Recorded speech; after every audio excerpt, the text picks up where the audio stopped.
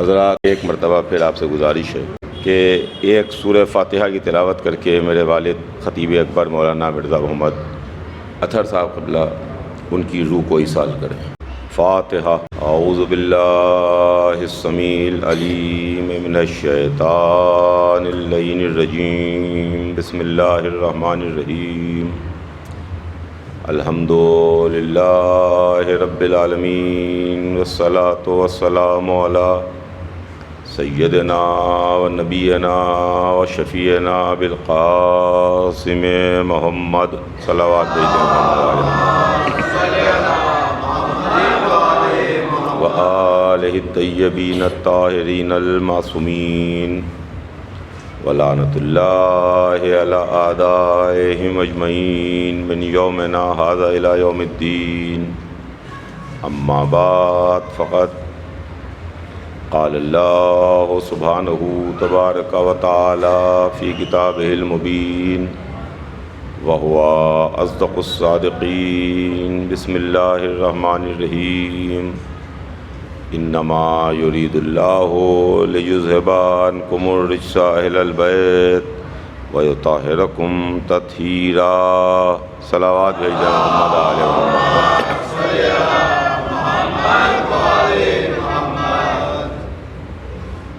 خداوند عالم قرآن مجید میں ارشاد فرماتا ہے کہ اے اہل بیت، اللہ نے یہ ارادہ کر لیا کہ آپ سے ہر طرح کے رجس کو دور رکھے، تمام طرح کی برائیوں کو دور رکھے، آپ کو پاک رکھے اس طرح سے کہ جو پاک رکھنے کا حق ہے۔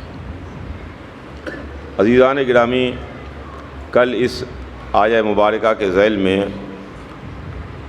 اپنی بات کا آغاز کیا اور یہ بات آپ کی خدمت میں عرض کی کہ یہ آیہ مبارکہ جو قرآن مجید میں موجود ہے، یہ در حقیقت گھوم رہی ہے معصومہ عالم کے گرد،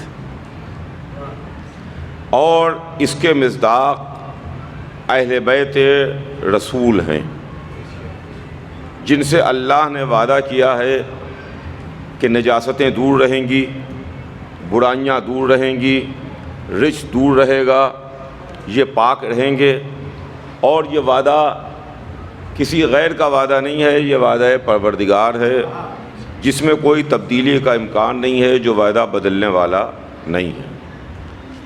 عزیزان گرامی، اہل بیت جن پر ہماری جان فدا اور ہماری جان نثار، اہل بیت پاک ہیں، اہل بیت طاہر ہیں، اور طہارت اور پاکیزگی کا معاملہ یہ ہے کہ ان کی روح بھی پاک ہے اور ان کا جسم بھی پاک ہے۔ اور فرمائیے گا، ان کی روح بھی پاک ہے اور ان کا جسم بھی پاک ہے۔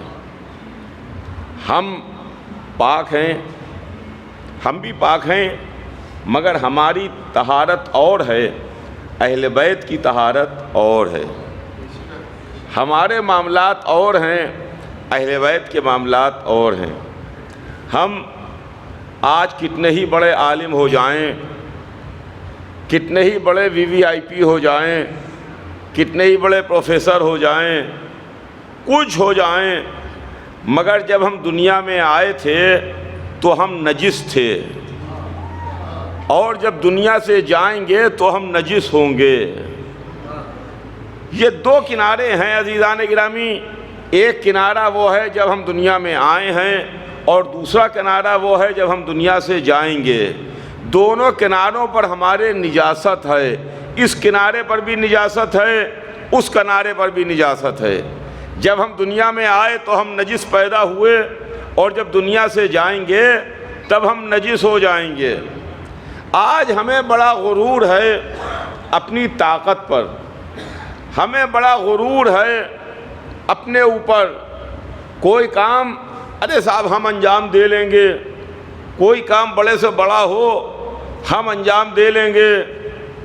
چاند پر جانا ہے ہم چلے جائیں گے، سمندر کی گہرائیوں میں جانا ہے ہم چلے جائیں گے، فضا میں اور خلا میں اڑنا ہے ہم اڑ لیں گے۔ ہر کام کے لیے ہم اپنے کو آگے بڑھا رہے ہیں، پیش کر رہے ہیں کہ صاحب ہم ایسا کر لیں گے، ہم ایسا کر لیں گے، ہم ایسا کر لیں گے، مگر یہ بات تو ہمیں معلوم ہی نہیں ہے کہ جب دنیا میں ہم آئے تھے تو اس لائق نہیں تھے کہ خود پاک ہو سکیں، اور جب جائیں گے تو اس لائق نہیں ہوں گے کہ پاک ہو سکیں۔ دونوں کناروں پر ہم محتاج ہیں، یہاں بھی کوئی ہمیں پاک کرے، وہاں بھی کوئی ہمیں پاک کرے، جہاں بھی کوئی پاک کرنے والا ہو وہاں بھی کوئی پاک کرنے والا ہو۔ دنیا میں آئے تو نجس تھے، پاک کرا دیا گیا، ہم پاک ہو گئے۔ دنیا سے جائیں گے تو نجس ہوں گے، جب کوئی پاک کرا دے گا، غسل دے دے گا، تب ہم پاک ہو جائیں گے۔ مگر جب دنیا میں ہم آئے تھے تو ایسے تو نہیں تھے کہ دنیا میں آنے کے بعد جو ہمیں ٹچ کر لے اس کے اوپر غسل واجب ہو جائے، اس پر غسل واجب ہو جائے۔ لیکن جب دنیا سے جائیں گے تو ایسے نجس ہو جائیں گے کہ جو مس کر لے گا وہ بھی نجس ہو جائے گا۔ سنیے گا، وہ بھی نجس ہو جائے گا، اس پر بھی غسل واجب ہو جائے گا۔ اب زمانہ کیا منہ لے کے کہتا ہے کہ اہل بیت ہمارے جیسے، ہم اہل بیت کے جیسے، علی ہمارے جیسے، حسین ہمارے جیسے۔ ارے دماغ کے اندھوں، تمہاری سمجھ ہی میں نہیں آتا۔ تم دنیا میں آئے تو نجس، دنیا سے جاؤ گے تو نجس۔ علی دنیا میں آئے تو کعبے نے نیا در کھولا۔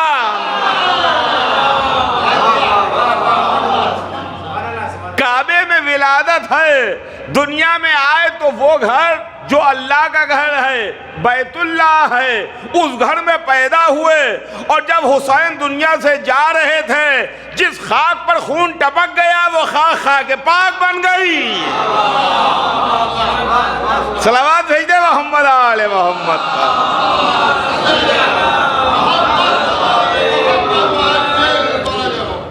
دیکھیے انسان کی کچھ سمجھ میں نہیں آتا ہے، بڑا مغرور ہے، ذرا سے میں اس کے دماغ خراب ہو جاتے ہیں، اور یہ اہل بیت سے اپنا تقابل کرنے کی سوچنے لگتا ہے کہ صاحب یہ ہمارے جیسے، یہ ہمارے جیسے، علی ہمارے جیسے، محمد ہمارے جیسے، حسن ہمارے جیسے، حسین ہمارے جیسے، ائمہ اہل بیت ہمارے جیسے۔ آپ کے جیسے نہ ہوتے تو آپ کی ہدایت کہاں سے کرتے؟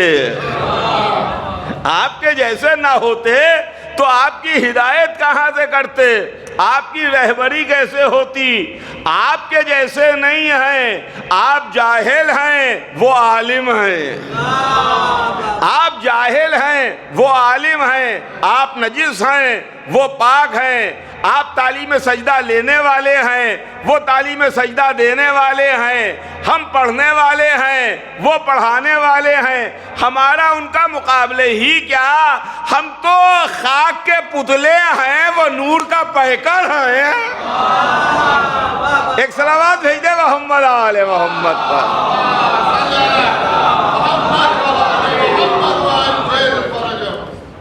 ہمارا اور اہل بیت کا کیا مقابلہ؟ بعض سطحی ذہنیت کے لوگ ہیں، سطحی ذہنیت کے، ذرا سے میں اہل بیت سے ملانے لگتے ہیں۔ اور یہ اہل بیت کا معاملہ نہیں ہے، کچھ لوگوں کا دماغ خراب ہوتا ہے۔ جیسے کچھ لوگ اپنے کو رسول سے ملانے لگتے ہیں، رسول سے ملایا، ارے صاحب رسول ہمارے جیسے، جیسے ہم ویسے رسول، ہمارا اور رسول ارے جیسے ہم ویسے رسول۔ ان کا کام بس اتنا ہی تھا کہ وہ الہی پیغام لے کے آتے تھے، ان پر فرشتہ آتا تھا، ان پر جبرائیل آتے تھے، وہ الہی کام پر مامور تھے۔ بس بقیہ ہماری طرح کے جیسے ہم ہیں ویسے ہی وہ تھے۔ توجہ چاہوں گا عزیزان گرامی، دیکھیے یہ ایک فکر ہے، یہ ایک آئیڈیالوجی ہے، اور یہ فکر اور آئیڈیالوجی جو ہے، اگر کہیں کوئی بیماری پھیلتی ہے، وائرس پھیلتا ہے، تو وائرس یہ نہیں دیکھتا ہے کہ صاحب کون کون ہے، حملہ کرتا چلا جاتا ہے، جو کمزور ہوتا ہے وہ چپیٹ میں آ جاتا ہے، جس میں طاقت ہوتی ہے وہ مقابلہ کر لے جاتا ہے۔ غور فرمائیے گا، غور فرمائیے گا۔ تو یہ ایک ذہن آئیڈیالوجی ہے، یہ ایک فکر ہے کہ صاحب وہ تو ہمارے جیسے رسول، ہمارے جیسے، بس جتنی دیر کار رسالت انجام دیتی ہیں، اور تو سنیے گا، جتنی دیر کار رسالت انجام دے اتنی دیر تو معصوم ہے، اتنی دیر تو ان سے کوئی غلطی اور خطا نہیں ہو سکتی، باقی ان سے معاذ اللہ غلطی اور خطا کا امکان ہے، ان سے غلطی اور خطا ہو سکتی ہے معاذ اللہ۔ یہ عالم اسلام میں مسلمانوں کا نظریہ ہے۔ تو اکثر میں اس بات پر غور کرتا تھا کہ یہ بھائی معاملہ کیا ہے؟ دنیا میں جو رہبر ہیں یا جن کے ماننے والے ہیں وہ اپنے رہبروں کو بڑھا چڑھا کے پیش کرتے ہیں،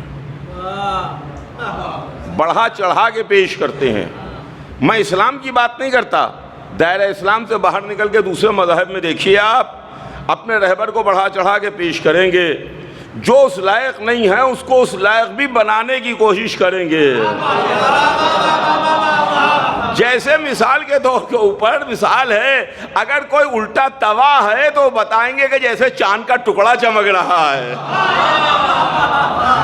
ایسے کوشش کریں گے۔ لیکن عالم اسلام بالکل اس کے برعکس، وہ معصوم ہیں، کہہ رہے ہیں کہ یہ ہمارے جیسے، وہ نوری ہیں، بتا رہے ہیں ارے صاحب وہ تو ہماری طرح، وہ طاہر ہیں، پاک ہیں، کہہ رہے ہیں ہماری طرح، وہ عالم ہیں، اللہ نے ان کو علم دے کے بھیجا، کہہ رہے ہیں کہ امی سے مراد وہ معاذ اللہ بے پڑھے لکھے تھے اور وہ جاہل تھے، پڑھنا لکھنا نہیں جانتے تھے، وغیرہ وغیرہ۔ تو ذہن میں یہ بات آئی کہ بھائی معاملہ کیا ہے، کیوں ایسا ہے؟ اس کے پیچھے کوئی نہ کوئی تو معاملہ ہوگا، اس کے پیچھے کوئی نہ کوئی تو وجہ ہوگی۔ تو ایک بات سمجھ میں آئی کہ ہو سکتا ہے کہ اس کے پیچھے ایک راز ہو، ایک وجہ ہو، کہ دیکھیے اہل بیت کی عداوت کہاں پر انسان کو لے جا کے گراتی ہے، اہل بیت کی عداوت کہاں پر لے جا کے گرائے گی؟ اہل بیت کی عداوت ایسے اندھے کنویں میں لے جا کے گرا دیتی ہے جہاں نکلنے کا راستہ نہیں رہتا۔ ان کا کہ ہمارے جیسے، ہمارے جیسے رسول، ہمارے جیسے، وہ ہمارے جیسے، جتنی دیر کار رسالت انجام دیں۔ تو رسول اللہ آپ کی ڈیوٹی کے اوپر آئے تھے یا اللہ کی ڈیوٹی پر آئے تھے؟ میرا ایک سوال ہے، آپ کی ڈیوٹی پر آئے کہ اللہ کی ڈیوٹی پر آئے؟ ان کا نہیں بھائی، وہ تو اللہ کی ڈیوٹی پر ہیں، اللہ نے ان کو بھیجا ہے، اللہ نے ان کو بھیجا ہے، اللہ کی ڈیوٹی پر آئے ہیں۔ تو جب اللہ کی ڈیوٹی کے اوپر آئے ہیں تو آپ بتائیے گا کہ اللہ بتائے؟ سنیے گا، آپ بتائیں گے کہ اللہ بتائے؟ اللہ نے ان کے لیے بتایا۔ دیکھیں معاملہ رسول سے چلے گا تب پہنچے گا علی تک۔ اللہ نے کہا، قرآن میں ہے کہ ما محمد اللہ رسول، محمد نہیں ہے مگر رسول، ہر وقت رسول ہیں، صبح رسول، شام رسول، دن رسول، رات رسول، بیٹھیں تو رسول، اٹھیں تو رسول، جاگیں تو رسول، سوئیں تو رسول، ہر وقت وہ رسول ہیں۔ اللہ کہہ رہا ہے ہر وقت رسول ہیں، آپ کہہ رہے ہیں جتنی دیر کار رسالت انجام دے اتنی دیر تک ان سے غلطی اور خطا نہیں ہوتی ہے۔ تو اب یہ بتائے کون کہ کتنی دیر رسول کار رسالت انجام دے رہے ہیں، کتنی دیر کار ذاتی انجام دے رہے ہیں؟ سنیے گا عزیزان گرامی، معاملہ آگے بڑھا تو کیا وجہ ہے، کیا وجہ ہے کیوں مسلمانوں نے یہ سوچ پیدا ہوئی؟ تو ایک بات میری سمجھ میں آئی، توجہ چاہوں گا کہ یہ عداوت خدا کی قسم عداوت اہل بیت ہے، اس لیے کہ رسول اللہ کی حیات میں رسول نے اسلام پھیلایا، مذہب کو بتایا، نماز کے لیے بتایا، روزے کے لیے بتایا، حج کے لیے بتایا، اطاعت والدین کے لیے بتایا، قرآن میں آیتیں آ رہی ہیں، رسول بتا رہے ہیں، سورے آ رہے ہیں، رسول بتا رہے ہیں، وغیرہ وغیرہ، پورا دین ہے، رسول پھیلا رہے ہیں۔ لیکن اس کے علاوہ رسول کی زندگی میں ہمیں یہ بھی ملا کہ کبھی بیٹی کے دروازے پر جا کے سلام کر رہے ہیں، کبھی بیٹی کے دروازے پر جا کے سلام کر رہے ہیں، کبھی نواسوں کے لیے مسجد میں روز عید شبیہ ناقہ بن رہے ہیں، کبھی کسی کو دوش پہ اٹھا رہے ہیں۔ اب ہماری سمجھ میں آیا کہ یہ عداوت اہل بیت ہے جو محمد کو بھی نہیں چھوڑ رہی ہے۔ صلوات بھیج دے محمد آل محمد پر۔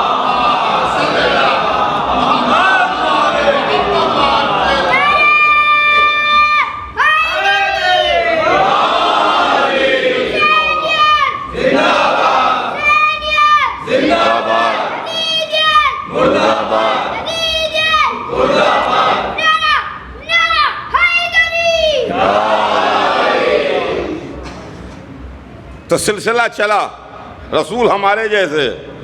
اب علی کو بھی خدا کی قسم، ارے ہم میں کیا فرق ہے، جیسے ہم ویسے وہ۔ علی کے فضائل سمجھ میں نہیں آتے، علی کا مرتبہ سمجھ میں نہیں آتا، اہل بیت کی عظمت سمجھ میں نہیں آتی۔ ارے ان کے بارے میں خدا کی قسم، جن کے متعلق رسول نے فرمایا یا علی تمہیں کسی نے نہ پہچانا، یا میں نے پہچانا، یا خدا نے پہچانا، تمہیں کسی نے نہ جانا۔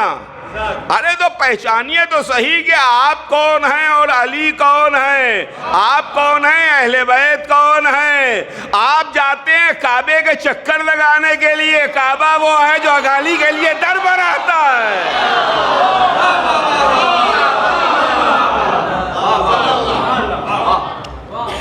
دنیا کیا سمجھے کہ علی کون ہے، اہل بیت کون ہیں؟ ہم وہ ہیں۔ پہلے انسان اپنے کو تو پہچان لے، آپ اپنے کو تو پہچان لیجئے کہ کون ہے، تب بات کیجئے، زبان کھولے کوئی اہل بیت کے واسطے، تب کوئی زبان کھولے اہل بیت کے واسطے۔ ہلکا سا زلزلہ آتا ہے، ہلکا سا، رکٹر اسکیل کے اوپر ان کا 7 پوائنٹ سمتھنگ 3-4، اگر 7 ساڑھے 7 کے قریب آ گیا، ایک جو پیمانہ ہے ناپنے کا، تو صاحب آفت مچ جاتی ہے۔ اور کہیں اس سے اوپر آ گیا تو پورے شہر جو ہیں وہ ویرانے میں بدل جاتے ہیں، بڑی بڑی اونچی عمارتیں گر جاتی ہیں۔ آپ سنتے ہوں گے 2-4-6 سال میں اس طرح کے واقعات ہوتے ہیں، ایسا کوئی بڑا زلزلہ آتا ہے ملکوں میں کہ پورے شہر جو ہیں گے وہ کھنڈر میں تبدیل ہو گئے، بڑی بڑی اونچی عمارتیں وہ زمیندوز ہو گئیں۔ جہاں کل تک کے چمک دھمک تھی، وہاں اس کے بعد جو اگلی رات آئی تو سناٹا ہو، اندھیرا، ہلکا سا زلزلہ آیا۔ تو ہم وہ ہیں جو ہلکے سے زلزلے میں، ذرا سے زلزلے میں ہمارا وجود ہی ختم ہو جاتا ہے، ہمارا آتا پتہ ہی نہیں رہتا ہے، ہم کہاں تھے پتہ ہی نہیں رہتا، تنو ملبے کے نیچے دبے پڑے ہوتے ہیں، ہمارا آتا پتہ نہیں چلتا۔ قرآن مقدس کتاب کہہ رہی ہے، پڑھیے اٹھا کے سورہ، وہ دن جس دن زمین زور سے ہلائی جائے گی۔ بسم اللہ الرحمن الرحیم، اذا زلزلت الارض زلزالها، وہ دن جس دن زمین کس کے زور سے ہلا دی جائے گی۔ جب زمین زور سے ہلائی جائے گی تو کیا ہوگا؟ کیا ہوگا؟ زمین زور سے ہلائی جائے گی، کلیجہ تھام کے سنیے گا کہ کیا ہوگا۔ ایک انسان زمین پر ہاتھ رکھ کے کہے گا زمین تجھے کیا ہو گیا ہے، تجھے کیا ہو گیا ہے؟ تو وہ زمین بولنے لگے گی، زمین گفتگو کرنے لگے گی، زمین اپنے دل کا حال بیان کرنے لگے گی، اپنے چھپے ہوئے راز اگلنے لگے گی، زمین اس سے گفتگو کرے گی۔ یہ کون کہہ رہا ہے؟ قرآن کہہ رہا ہے کہ ایک انسان کہے گا۔ وہ انسان کون ہے؟ ارے ہمارے یہاں ہلکے سے جھٹکے میں تو ہم ختم ہو جاتے ہیں، جس کو قرآن کہہ رہا ہے کس کے ہلائی جائے گی۔ کس کے ہلائی جائے گی۔ وہ انسان کون ہے؟ کسی نے معصوم سے سوال کیا تفاسیر میں کہ انسان سے مراد کون ہے، تو جواب معصوم سنیے گا آپ کا، انسان سے مراد امیر المومنین علی ابن ابی طالب علیہ السلام ہے۔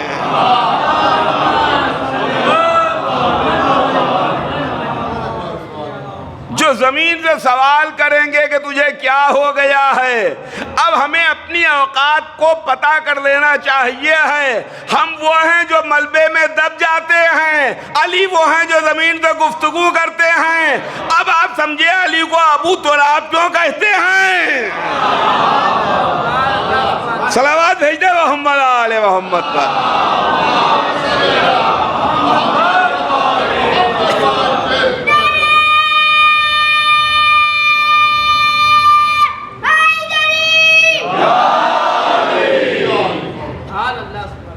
تو عزیزان گرامی، یہ طاہر ہیں، یہ پاک ہیں۔ اللہ نے ان سے رزق کو دور رکھنے کا وعدہ کیا۔ رزق ان سے دور ہے، یہ رزق سے دور ہیں۔ ہم محتاج ہیں، کوئی ہمیں پاک کرائے تب ہم پاک ہوں گے۔ ہم محتاج ہیں، وہ پاک ہیں، دنیا میں آئیں تو پاک ہیں، ان کا جسم بھی پاک ہے اور ان کی روح بھی پاک ہے۔ ایک دیکھیے واقعہ تاریخ میں ہے، خدا کی قسم واقعے سے ایک دوسرے واقعے کی طرف اشارہ ملتا ہے، جیسے کسی چیز کا کنیکشن ہو، ایک چیز دوسری چیز سے کنیکٹ ہو رہی ہے۔ ان کی روح بھی پاک ہے۔ مشہور و معروف واقعہ ہے، رسول نے مسجد بنائی، مسجد تعمیر ہوئی، اور وہ ایسی مسجد تھی کہ سرکار نے مدینے میں بنائی، پہلی مسجد کہ جس میں لوگوں کے دروازے، صحابہ کرام کے دروازے مسجد میں بھی کھلتے تھے۔ ایک دروازہ ان کا گلی کی طرف کھلتا تھا جو راستہ آنے جانے کا تھا، اور دوسرا دروازہ مسجد کی طرف کھلتا تھا۔ جب دل چاہے مسجد میں آ جائیے، جب دل چاہے گھر سے باہر نکل کے چلے جائیے۔ تو لوگوں کا دستور یہ تھا کہ اپنے گھر سے نکلے مسجد میں آ گئے، مین انٹرنس سے مسجد میں آنے کی ضرورت نہیں ہے، اپنے گھر سے نکلے مسجد کے میں دروازہ کھولا ہے اس سے آ گئے۔ ایک دن حکم پروردگار آیا، اللہ نے اپنے حبیب کو حکم بھیجا کہ مسجد میں جس جس کے دروازے ہیں سب دروازوں کو بند کر دیجئے، سارے دروازے بند ہو جائیں، سب کے دروازے بند کر دیجئے، بس دو دروازے کھلے رہیں گے، ایک آپ کا دروازہ کھلا رہے گا، ایک علی کا دروازہ کھلا رہے گا۔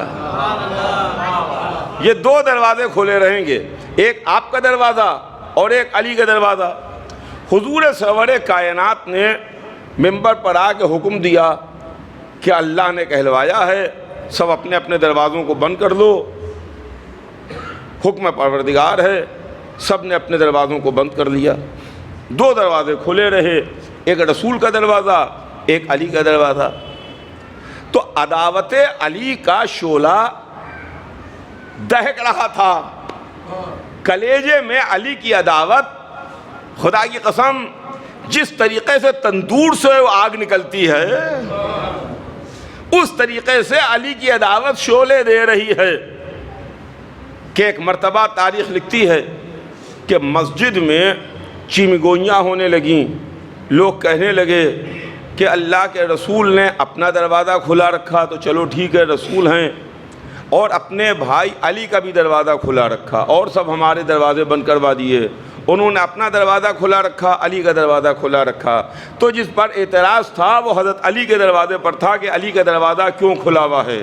جب چمگوئیاں اور بات چیت حد سے آگے بڑھ گئی تو حضور سرور کائنات مسجد میں تشریف لائے، منبر پر تشریف لائے، اور فرمایا مجمع کو مخاطب کر کے کہ سنو، میں نے اپنی مرضی سے نہ کسی کا دروازہ کھولا ہے نہ کسی کا دروازہ بند کیا ہے، اللہ نے جس کا حکم دیا ہے اس کے دروازے کو بند کیا ہے، جس کے دروازے کو کھلا رہنے کا حکم دیا ہے اس کا دروازہ کھلا رکھا، اس میں میری مرضی شامل نہیں ہے، اللہ کی مرضی شامل ہے۔ میں کہوں گا یا رسول اللہ، عداوت حیدر کرار میں یہ اندھے ہو گئے، ان کا ذہن چلا گیا، ان کو یاد ہی نہیں آ رہا ہے کہ مسجد نقل کعبہ ہے،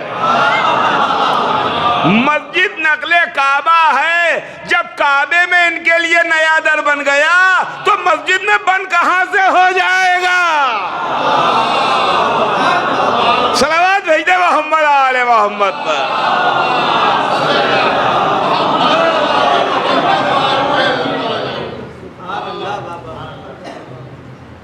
خیر، رسول نے بات کو صاف کر دیا اور اس کے بعد سارے معاملات دب گئے۔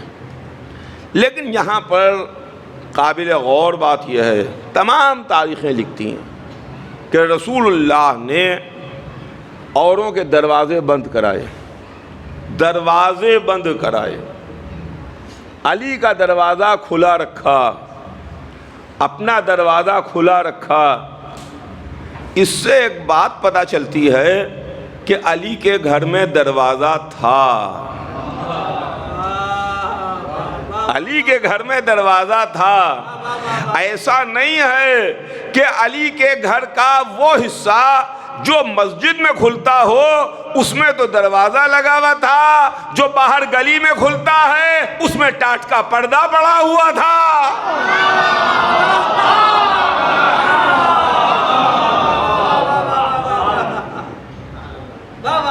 گھر میں دروازہ تھا، اس لیے کہ آج کچھ لوگ کچھ کو بچانے کے لیے کہتے ہیں کہ وہاں دروازہ ہی کہا تھا، پردہ پڑا ہوا تھا، پردہ پڑا ہوا تھا۔ عقل کے اندر جا کے پڑھو، اگر پردہ پڑا ہوا تھا تو رسول نے کھلوایا کیا تھا؟ صلوات بھیجتے محمد آل محمد پر۔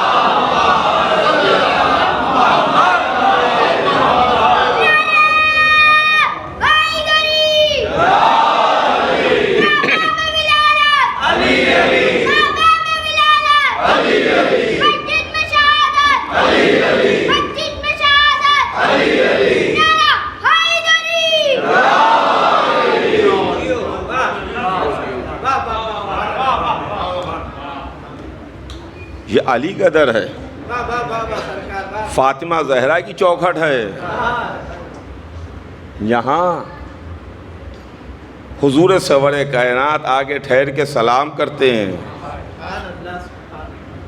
اس چوکھٹ پر کھڑے ہو کے سلام کرتے ہیں، اجازت لیتے ہیں کہ بیٹی آپ کی اجازت ہے کہ بابا آپ کے گھر میں آ جائے؟ تو بیٹی کا جواب آتا ہے، بابا یہ گھر تو آپ ہی کا گھر ہے اور یہ کنیز آپ ہی کی کنیز ہے۔ اندر سے جواب آتا ہے، بابا یہ گھر آپ ہی کا گھر ہے، یہ کنیز آپ ہی کی کنیز ہے۔ تو حضور سرور کائنات بیت فاطمہ زہرا میں داخل ہوتے ہیں۔ پہچانیے گا آپ فاطمہ زہرا کون ہیں۔ فاطمہ کے گھر میں رسول اجازت لینے کے بعد داخل ہوتے ہیں۔ کل میں آپ کی خدمت میں عرض کر چکا کہ حضور سرور کائنات عرش پر تشریف لے گئے، کہیں رسول اللہ نے اجازت نہیں لی، کہیں رسول اللہ نے اجازت نہیں لی، رسول بڑھتے چلے گئے۔ ہاں ایک جگہ ٹھہر کے نالین مبارک اتارنے کی کوشش کی تھی، مگر کہیں اجازت نہیں لی کہ میں آ جاؤں، میں داخل ہو جاؤں، میں آگے آ جاؤں۔ اجازت ہے آپ کی، اللہ سے اجازت لے رہے ہوں، بغیر اجازت وہ بلا رہا ہے، یہ چلتے چلے جا رہے ہیں، مگر در فاطمہ پر رسول نے ٹھہر کے اجازت لے کے بتایا کہ سنو پہچانو میری بیٹی کی عظمت کیا ہے۔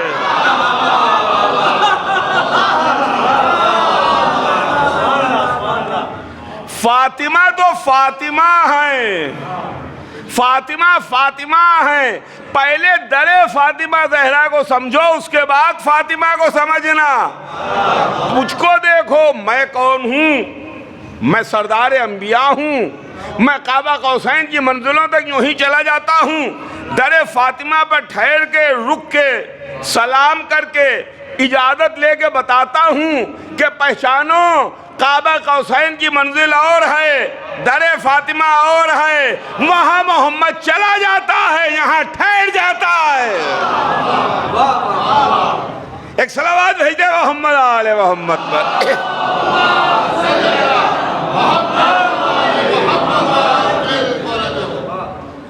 فاطمہ فاطمہ۔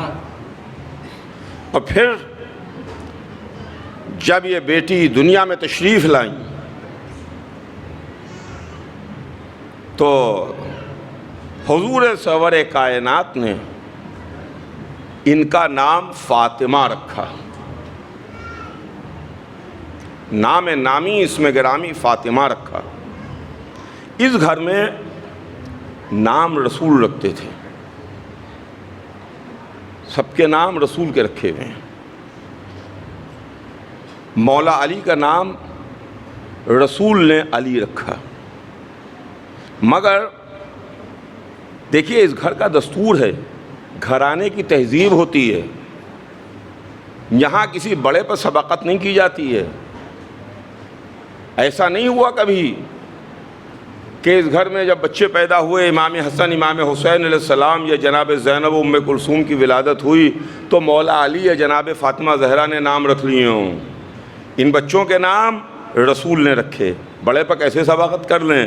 تو رسول کا بھی تو کوئی بڑا ہے، رسول کا بھی تو کوئی بڑا ہے، رسول اپنے بڑے پر کیسے سبقت کریں گے؟ اللہ نے نام بھجوایا، رسول نے نام علی بتایا، ہے نا؟ اللہ نے نام بھیجا، رسول نے نام علی بتایا۔ اللہ اور رسول کا رکھا ہوا نام تو علی ہے، ماں کا رکھا ہوا نام حیدر ہے۔ ماں نے حیدر نام رکھا۔ ویسے ہی جب معصومہ کی ولادت ہوئی تو رسول نے اپنی بیٹی کا نام فاطمہ رکھا۔ اللہ نے جبرائیل کے ذریعے نام بھجوایا، میرے حبیب بیٹی کا نام فاطمہ رکھو۔ رسول نے نام فاطمہ رکھا، اور جب نام رکھا تو وجہ تسمیہ بھی بیان کی، نام رکھنے کی وجہ بھی بیان کی۔ کہا سنو، میں نے اپنی بیٹی کا نام فاطمہ کیوں رکھا؟ بیٹی ابھی پیدا ہوئی ہے، ذہن میں رکھیے گا، ابھی بیٹی پیدا ہوئی ہے، بیٹی دنیا میں آئی ہے، رسول نے اپنی بیٹی کا نام فاطمہ رکھا۔ جب نام فاطمہ رکھا تو وجہ بتائی کہ میں نے اپنی بیٹی فاطمہ کا نام فاطمہ اس لیے رکھا کہ اس نے اپنے شیعوں کو جہنم سے آزاد کرا لیا، چھڑا لیا جہنم سے شیعوں کو چھڑانے والی بی بی، جہنم سے شیعوں کو آزاد کرانے والی بی بی۔ فاطمہ اور علی دونوں برابر ہیں۔ عقد فاطمہ کے موقع پر رسول نے بتایا تھا، یہ ذہن میں رہے، علی اور فاطمہ مرتبے میں برابر ہیں۔ فاطمہ دنیا میں آئیں تو رسول نے فرمایا کہ میں نے اپنی بیٹی کا نام فاطمہ رکھا اس لیے کہ فاطمہ نے اپنے شیعوں کو جہنم سے چھڑا لیا، جہنم سے آزاد کرا لیا۔ فاطمہ کے وقت ولادت شیعوں کے لیے مجدہ ہے، مومنین کے لیے تحفہ ہے کہ انہوں نے اپنے شیعوں کو، چاہنے والوں کو، مومنین کو جہنم سے آزاد کرا لیا۔ آپ کو ایک اور واقعہ یاد دلاؤں، جب کعبے میں علی کی ولادت ہوئی اور 3 دن کے بعد رسول اسی جگہ آگے کھڑے ہوئے جہاں 3 دن پہلے بنت اسد آگے کھڑی ہوئی تھیں، دیوار نے در بنایا تھا، تو ایک مرتبہ دیوار نے پھر در بنایا، اندر سے بی بی نکلی، آغوش میں شہزادے کو لیے ہوئے۔ رسول نے فرمایا لائیے میرے بھائی کو مجھے دیجئے۔ رسول نے اپنے بھائی کو آغوش میں لیا، بی بی نے یہ کہتے ہوئے دیا کہ ابھی اس بچے نے آنکھیں نہیں کھولی ہیں۔ آغوش رسول میں علی آئے، جیسے ہی آغوش محمد میں آئے، پیدا ہوئے بچے نے آنکھیں کھولیں، مسکرایا، اور مسکرانے کے بعد رسول نے کہا کہ جس طرح تم نے مجھے اپنی نظر سے محسوس کیا، میں نے اپنے علم سے محسوس کیا۔ اس کے بعد تاریخ لکھتی ہے کہ پیدا ہوا بچہ بولا، کہتا ہے کہ یا رسول اللہ میں کچھ پڑھوں؟ تو انہوں نے کہا کہ پڑھو، تو بچے نے کچھ پڑھا، قد افلح المومنون، مومنین نجات پا گئے، مومنین نجات پا گئے۔ تو رسول نے مسکرا کے سینے سے لگا لیا کہ کیوں نہ نجات پا جائے جب تمہارا جیسا امیر آ جائے، تمہارا جیسا امیر آ جائے۔ تو خدا کی قسم ہماری جانیں فدا، ہماری جانیں نثار اہل بیت پر فاطمہ آئیں تو شیعوں کو جہنم سے آزاد کرائیں، علی آئیں تو چاہنے والوں کو نجات دلوائیں۔ صلوات بھیجے محمد آل محمد پر۔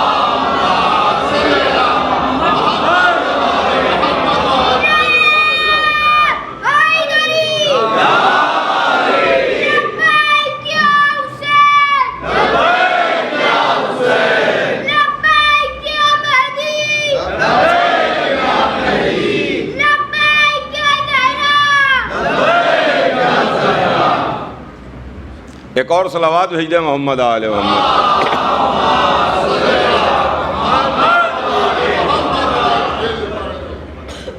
یہ چاہنے والوں کے لیے یہ مجدے، یہ باتیں،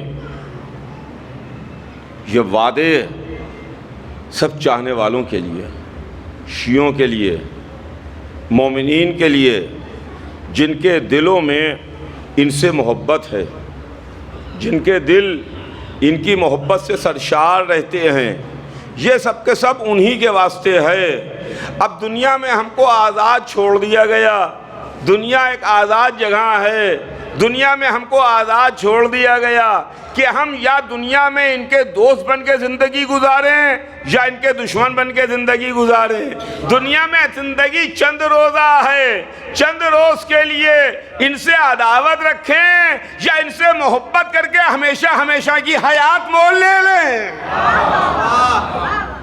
ہمیشہ ہمیشہ کی زندگی میں تبدیل ہو جائے۔ تو عزیزان گرامی، یہ اہل بیت خدا کی قسم اور یہ صدیقہ طاہرہ معصومہ کونین، کل میں نے عرض کیا تھا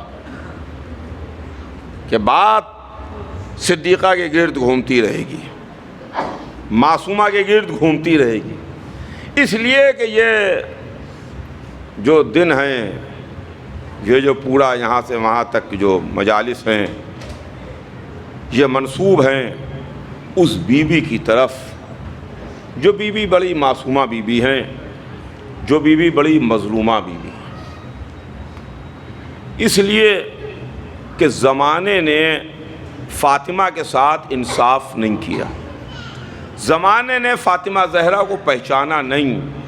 اگر زمانہ فاطمہ زہرا کو پہچان لیتا، اگر زمانہ علی مرتضیٰ سے محبت کرتا، ان کو پہچان لیتا، تو یقین مانیے در بدر ٹھوکریں نہ کھانا پڑتی، زمانے میں رسوائی نہ جھیلنا پڑتی۔ 1400 برس سے زمانے میں رسوائی کا جھیلنا، 1400 برس سے ٹھوکروں کا کھانا، اس بات کی دلیل ہے کہ انہوں نے علی کو چھوڑا ہے، فاطمہ زہرا کو چھوڑا ہے۔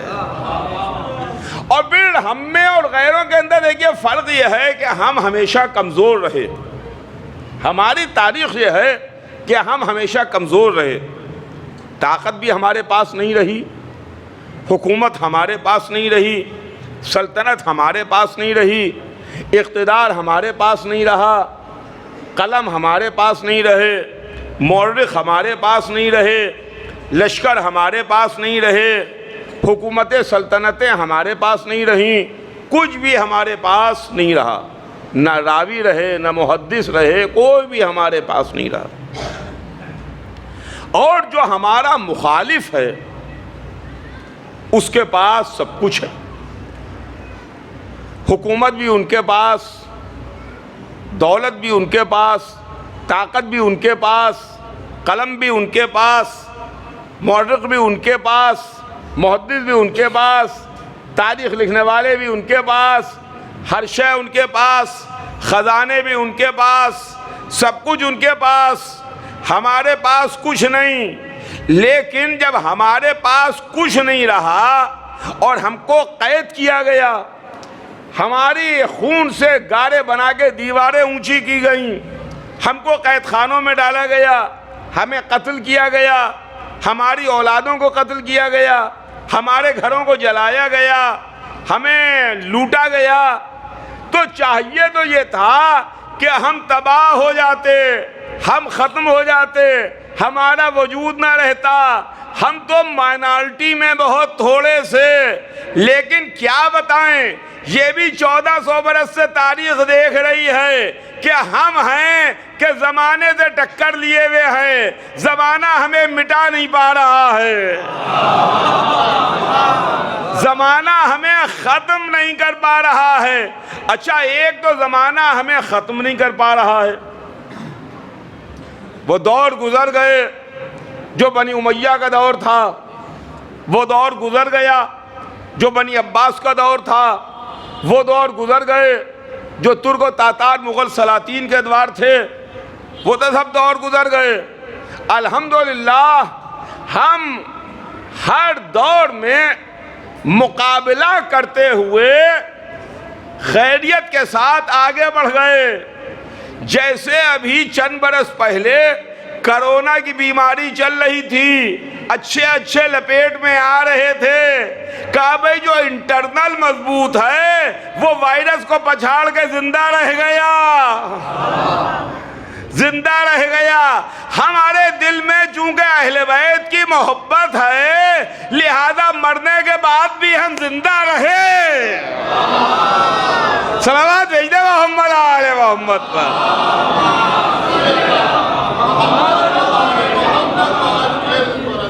لیکن بس آخری بات اور بات مختصر کروں،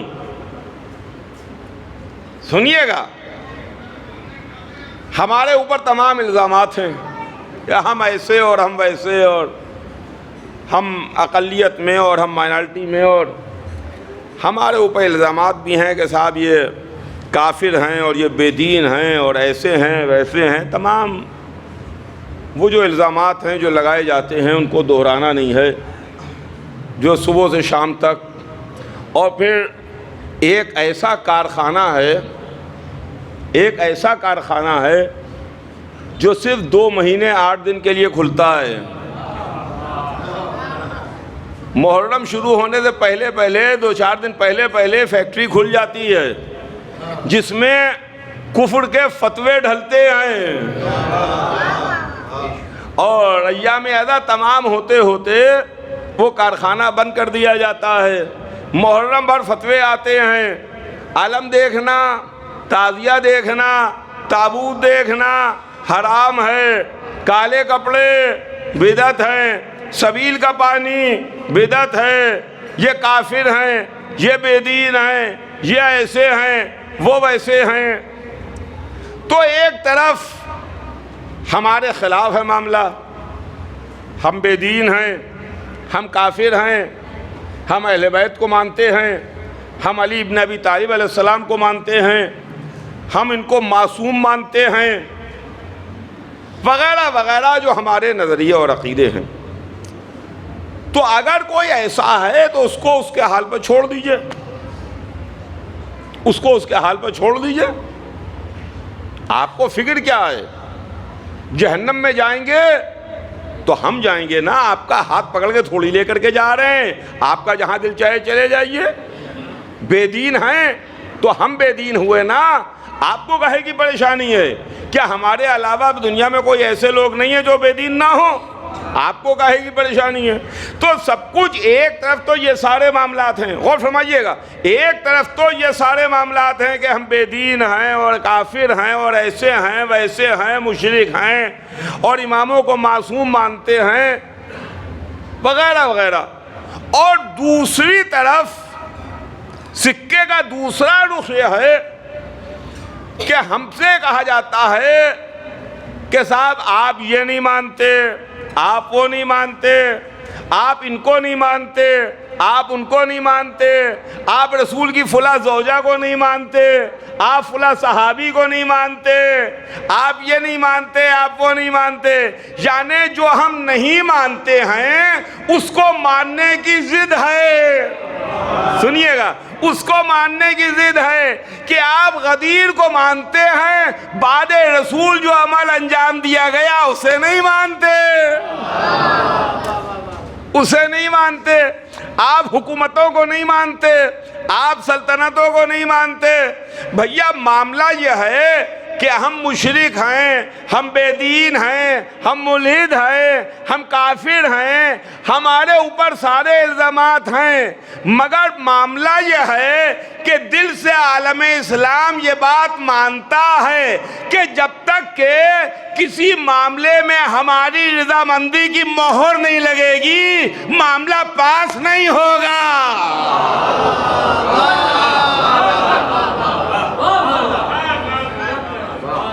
دیکھیے زبان سے کچھ کہے کوئی، دل میں جو ہے،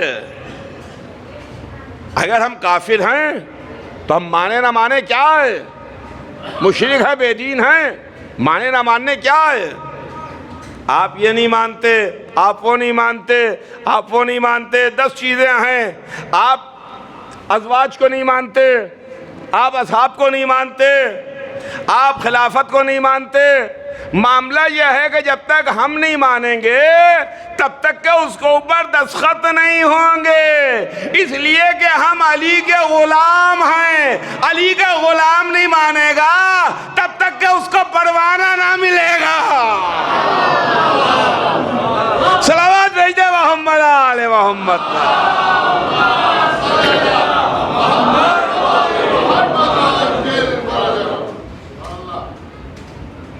خدا کی قسم، علماء اہل بیت ہم غدیر کے ماننے والے ہیں۔ جس نے غدیر کو مان لیا اب اس کے بعد وہ اور کسی دوسری شے کو نہیں مانے گا، اس لیے کہ رسول نے فرمایا تھا کہ من کنت مولا فہذا علی مولا، جس کا میں مولا اس کے یہ علی مولا، جس کا میں مولا اس کے یہ علی مولا۔ اور پھر صدیقہ طاہرہ جناب فاطمہ زہرا سلام اللہ علیہا،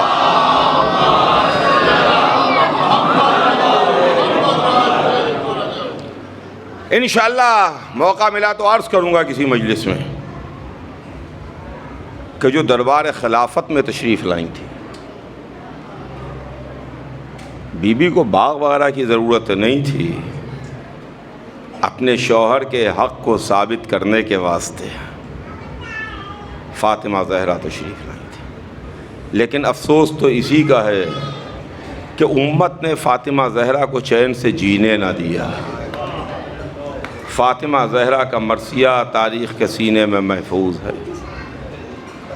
صبت علیہ مصائب لو انہا صبت الایام سرنا لیالیہ، بابا آپ کے بعد میرے اوپر وہ مصائب پڑے جو اگر دنوں پہ پڑھتے تو مثل راتوں کے تاریک ہو جاتے۔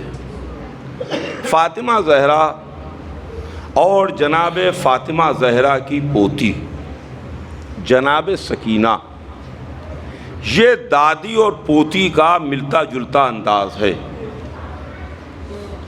دادی اور پوتی جب دنیا سے سدھاریں تو ان کا انداز بہت ملتا جلتا تھا۔ دادی بھی اپنے بابا سے بہت محبت کرتی تھیں اور پوتی بھی اپنے بابا سے بہت محبت کرتی تھی، یعنی فاطمہ زہرا بھی اپنے باپ کو بے انتہا چاہتی تھیں، جناب سکینہ بھی اپنے بابا کو بے انتہا عزیز رکھتی تھیں۔ جناب سکینہ کی محبت کا عالم بتاؤں آپ کو، آپ سنتے ہیں مجلسوں میں، خیموں کے جلنے کے بعد، سر سے چادریں چھننے کے بعد، شام غریبہ میں سکینہ کو اپنے بابا کا جب سینہ یاد آیا تھا تو بابا کو پکارتی ہوئی چلی تھی، میرے بابا، ارے میرے بابا، میرے بابا کہاں ہو؟ کیا آج مجھے اپنے سینے پر نہ سلاؤ گے؟ عزیزو تصور کر لیجئے، آپ تصور کیجئے تو کلیجہ پھٹ جاتا ہے۔ وہ بچی جب سے دنیا میں آئی تو اپنے بابا کے سینے پر سوتی تھی، آج جب شام غریبہ میں اس کا بابا نہیں تھا، اس کے بابا کا سینہ نہ ملا تو بابا کو تلاش کرتی ہوئی مقتل میں سے دھاری۔ لیکن وہ بچی جب اپنے بابا کو پکارتی تھی، بابا کو یاد کرتی تھی، بابا کو روتی تھی، تو شمر تماچے مارتا تھا، خولی تازیانوں سے اذیتیں دیتا تھا۔ ہائے افسوس، اگر سکینہ نے اپنے بابا کو یاد کیا، شمر نے تماچے مارے، فاطمہ زہرا اپنے بابا پر روئی، تو امت علی کے دروازے پر آئی، فاطمہ سے کہہ دیجئے یا دن میں روئے یا رات کو روئے۔ دادی اور پوتی فاطمہ زہرا جب دنیا سے سدھاری ہیں تو امت کے مصائب جھیلتی ہوئی فاطمہ دنیا سے سدھاری ہیں۔ جب سکینہ دنیا سے گئیں تو امت کی ستائی ہوئی دنیا سے سدھاری۔ جب فاطمہ دنیا سے سدھاری تو فاطمہ کا پہلو شکستہ تھا۔ جب سکینہ دنیا سے سدھاری تو پشت تازیانوں سے زخمی تھی۔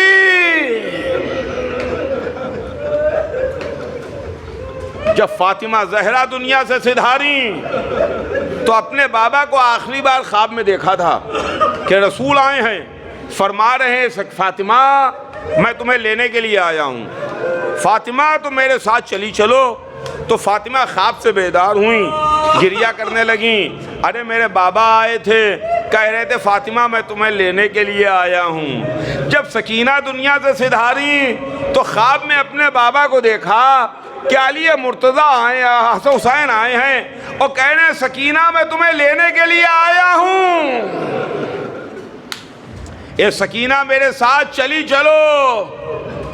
شام کا قید خانہ تھا، ایسا قید خانہ جہاں نہ دن کا پتہ چلتا تھا نہ جہاں رات کا پتہ چلتا تھا۔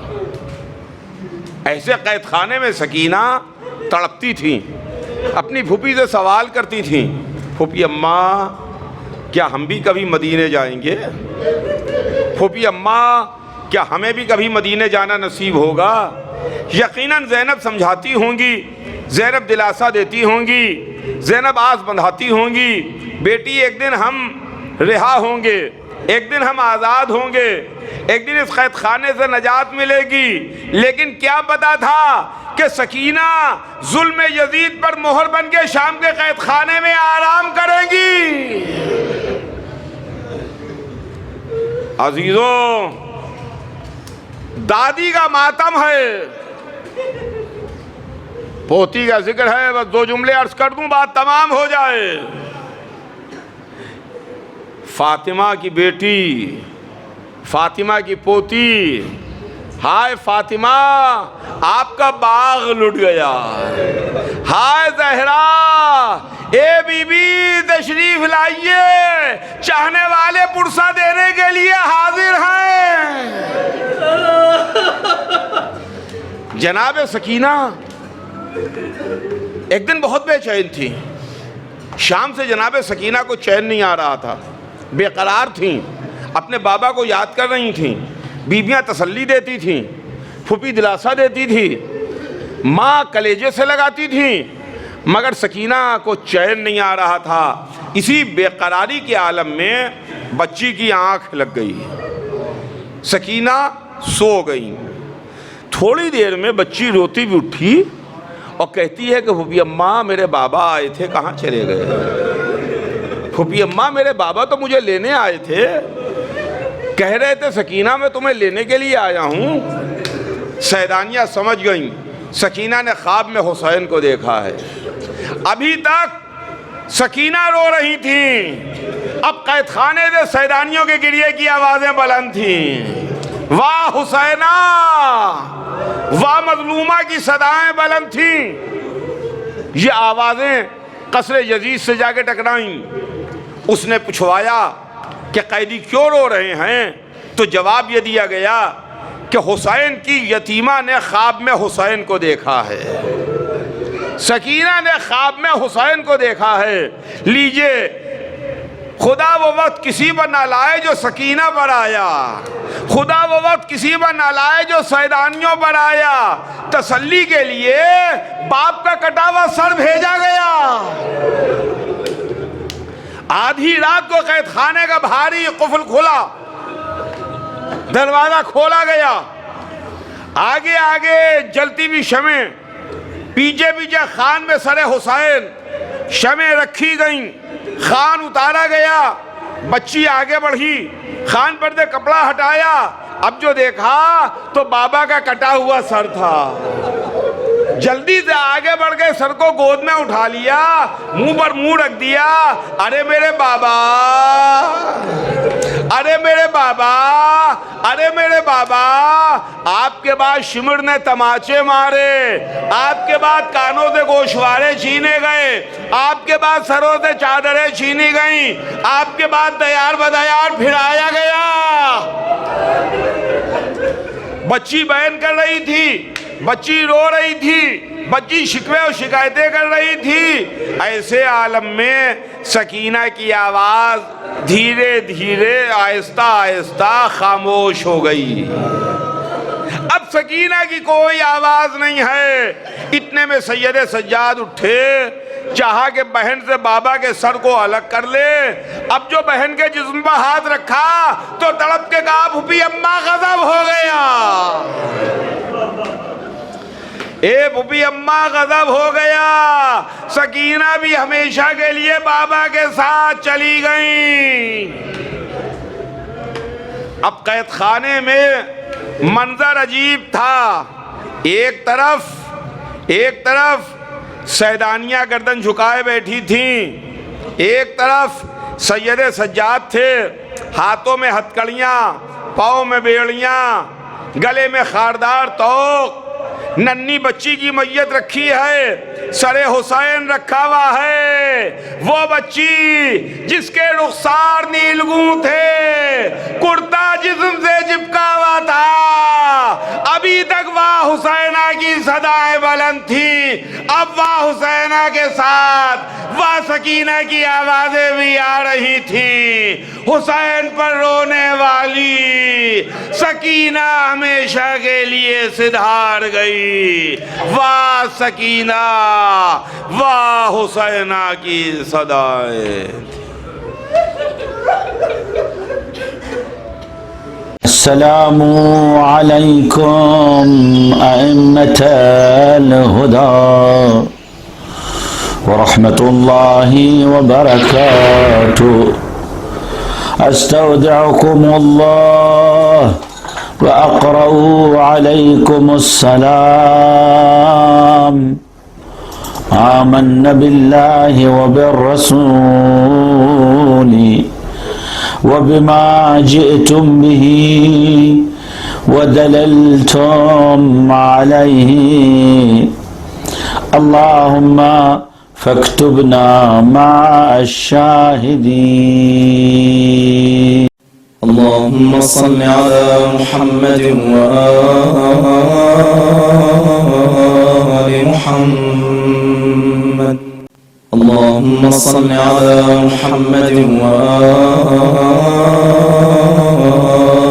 محمد